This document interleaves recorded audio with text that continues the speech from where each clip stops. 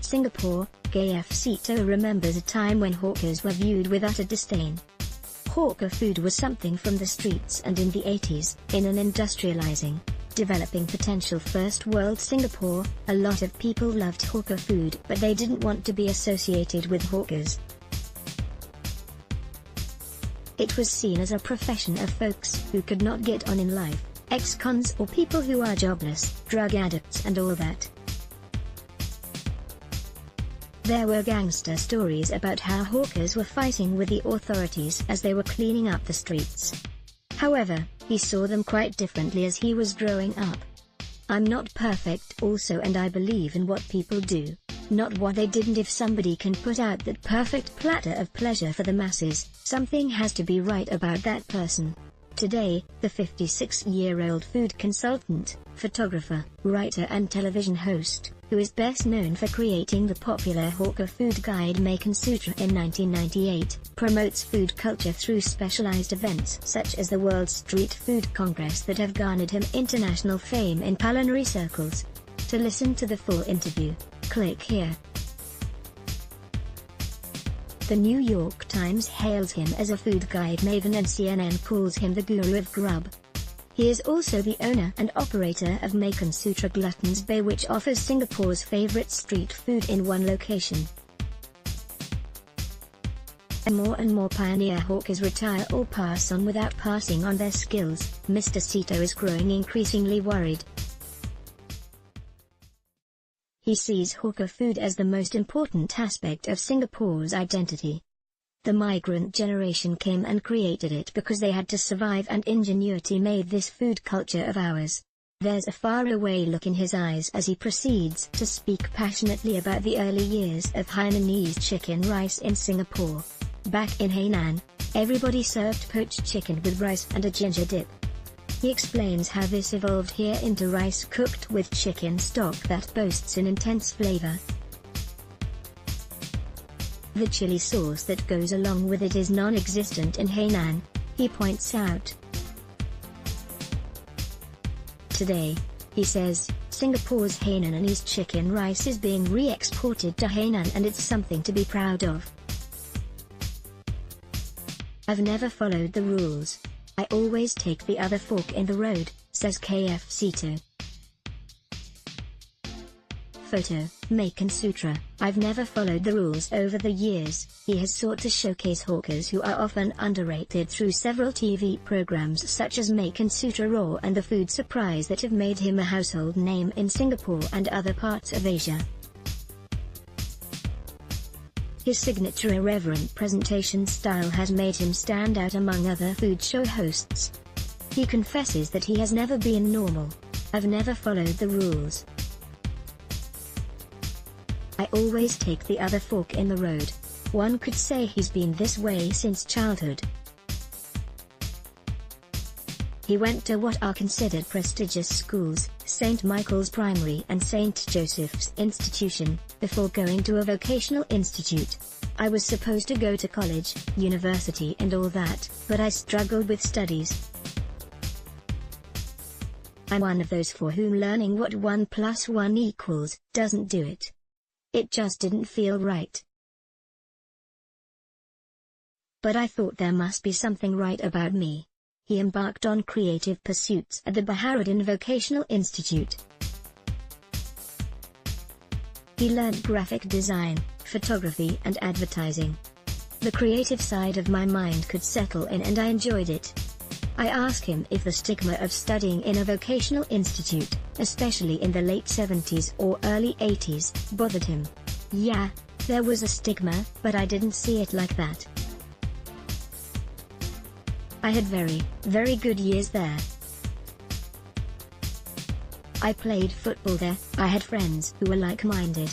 The first job he was offered was as a graphic designer, but he rejected it to work as a photojournalist at a local newspaper. That job really shaped my thinking.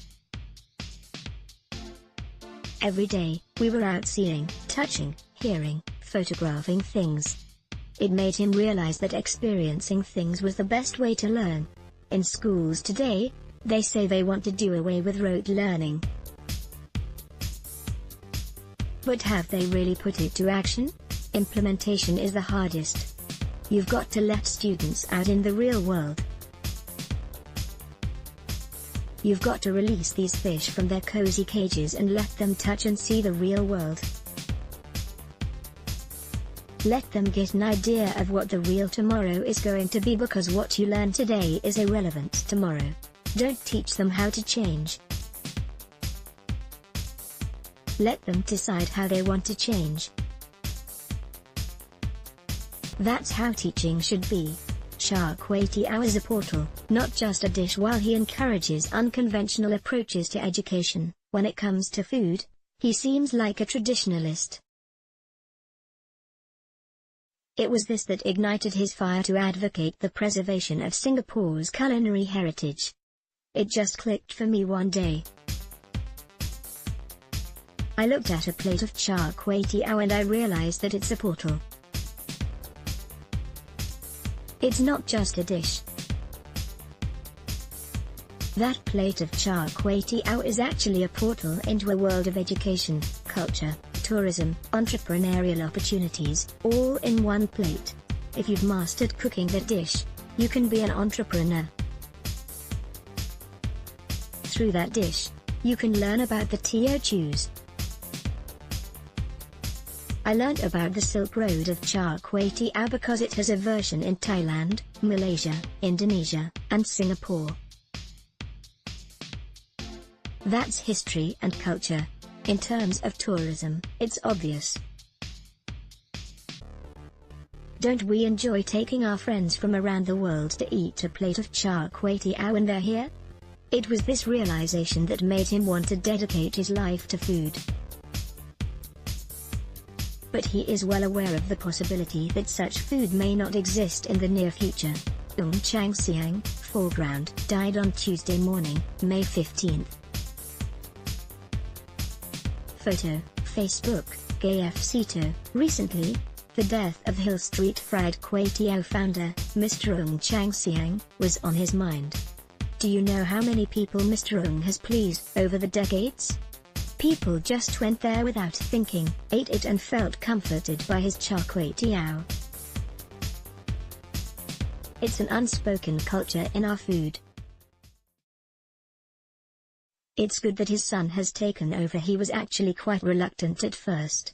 According to Mr. Seetoh, it was years of encouragement that led to the younger Mr. Yao Kiat's decision to embrace the profession.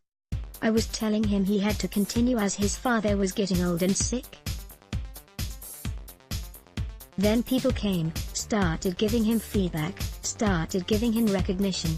We invited them to do the Singapore Day in London events. Recognition is very important. The young give up too easily, but few want to do this job because it is seen as a hard slog.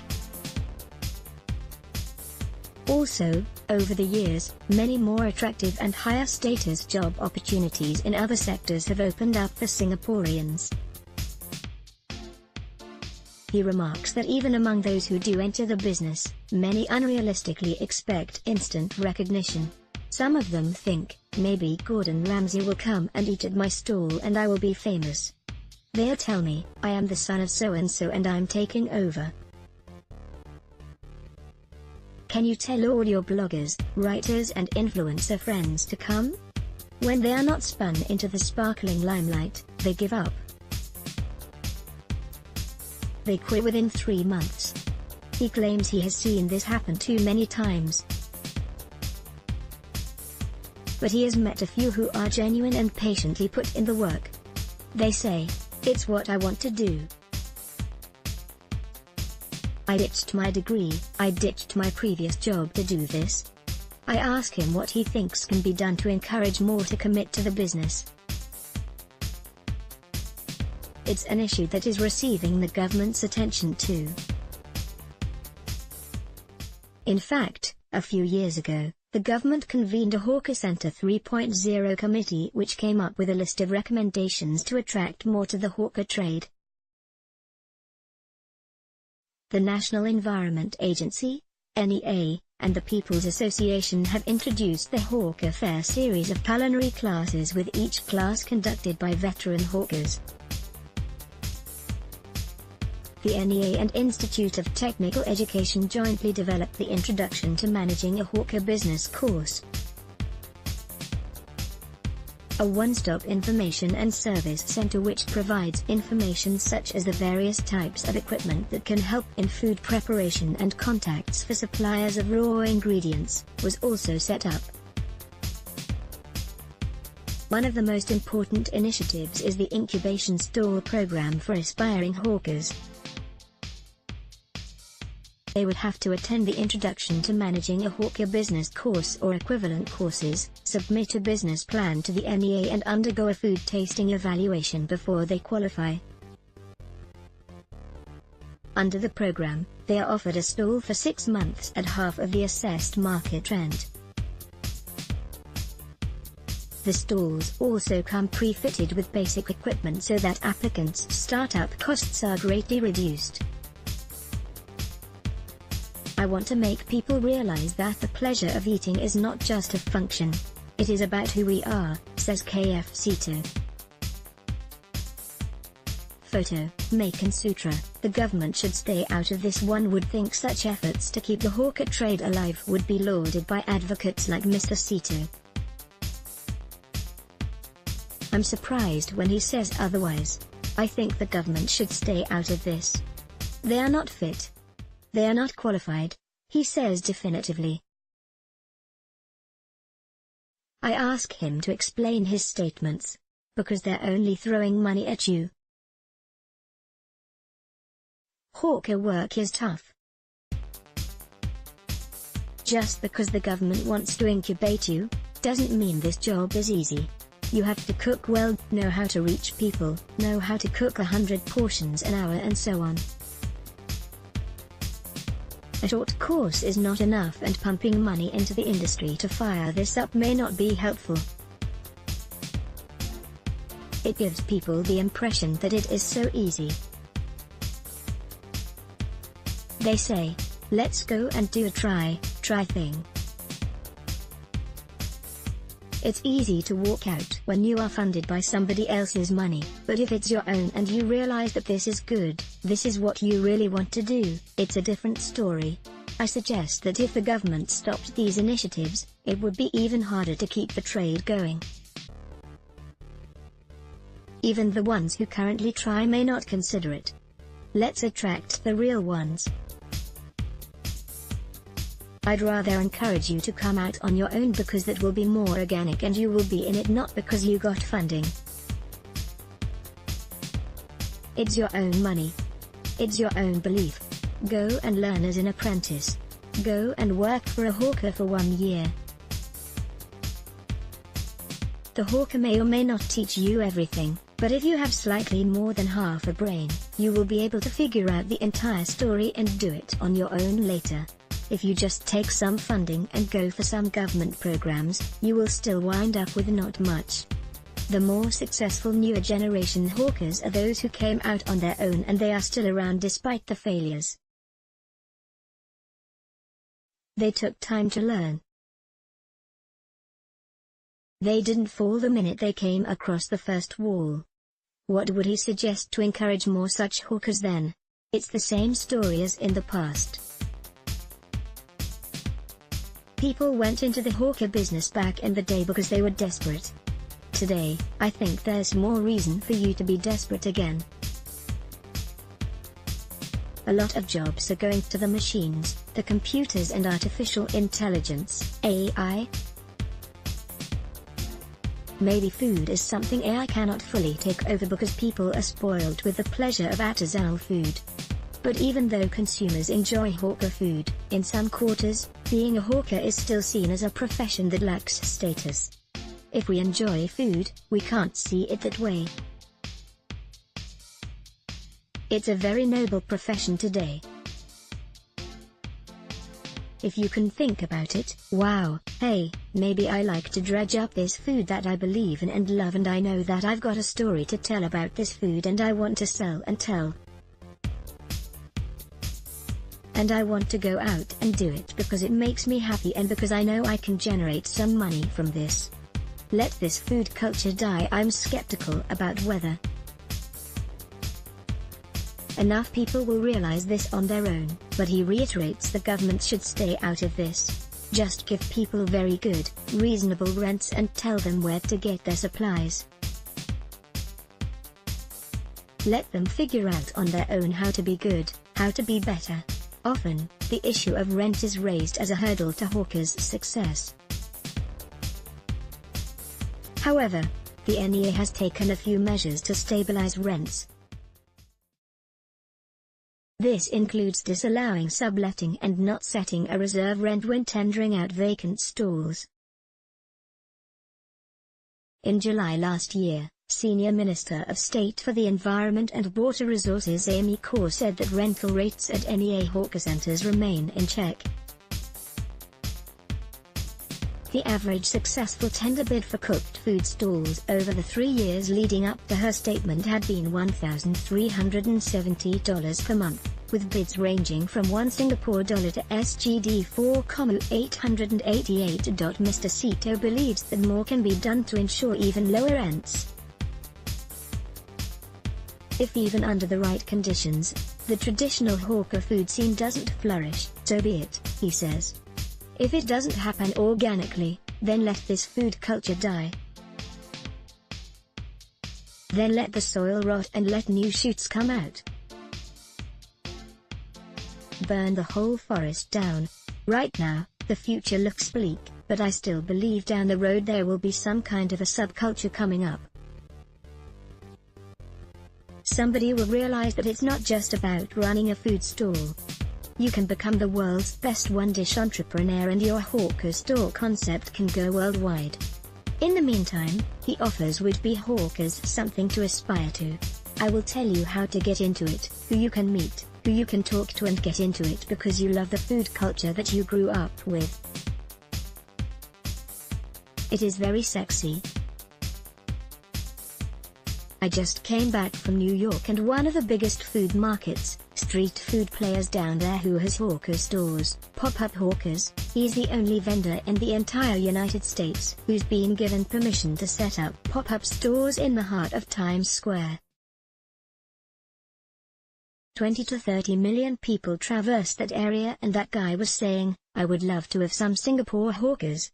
Imagine you are selling chicken rice balls in Times Square or nasi lemak packs and people talk about you. Those are very, very worthwhile goals. He's quick to urge patience though. Don't expect success overnight. If it doesn't happen organically, then let this food culture die. Then let the soil rot and let new shoots come out, says KF Seetoh. Photo, Macon Sutra. Hipster food is not food. As more hawker centers are built to cater to changing tastes, Mr. Seetoh cautions against going overboard. While he lauded efforts to automate certain functions, such as dishwashing, to keep manpower costs down in newer hawker centers, he doesn't agree with the hipster feel that some have and other initiatives to inject vibrancy into the centers through events such as musical performances, digital art showcase, interactive games and art and music workshops. It's irritating. When I eat, please shut up. I'll give you 5 Singapore dollars for you to shut up. I feel hawker centers should be comfortable, but there's no need to be fancy or hipster in terms of design. This takes away from the fact that you are selling food. It also shows desperation when you put on concerts and talks to attract people. Make sure the food is good and ventilate the hawker center well, make it more comfortable. That's all people want. He also attacks the many young hawkers who have started serving up hipster cuisine. Hipster food is not food, he declares. With hipster food, you target the millennials who are not loyal. They will come once or twice, take a nice picture, post it on Instagram and they won't come back. You have to remember that millennials are people too and all people ultimately love good food. The traditional fare, if done well, will keep them and everyone else coming back. focus on the food. Hipster food like putting curry in a waffle cone is also not going to attract tourists. The tourists want to eat char kway teow, Hokkien mee, bak chor mee, stuff they can't pronounce. If you always focus on new, I think the Singapore food culture will die within 10 years. When I remark that he might be too much of a purist, he clarifies that he doesn't object to traditional food being infused with new elements. If you start putting giant prawns or lobster in your noodles, I wouldn't fault you. Because you are still expressing who you are, and if you are using fancier produce, you're placing it nicely, serving it in a nicer environment, I won't fault you because you're still expressing who you are.